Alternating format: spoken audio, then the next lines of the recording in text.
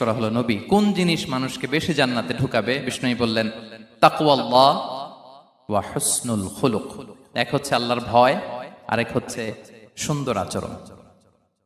সুবহানাল্লাহ। তাহলে এই হাদিস থেকে বুঝলাম যারা বেশি নামাজ পড়বে তারা বেশি জান্নাতে ঢুকবে, নাকি? নামাজ পড়তে পড়তে যারা কপাল কালো করে ফেলছে এরা ঢুকবে না?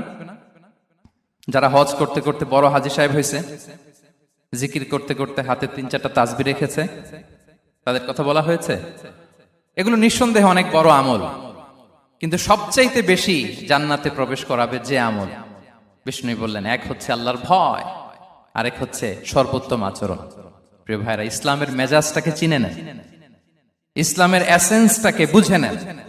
আমরা ভালো আচরণকে গুরুত্ব দিতে চাই না। অনেক নামাজি লোক দেখবেন নামাজ পড়তে পড়তে কপালে কালো দাগ ফেলে দিছে, বাসায় বউয়ের সাথে খারাপ আচরণ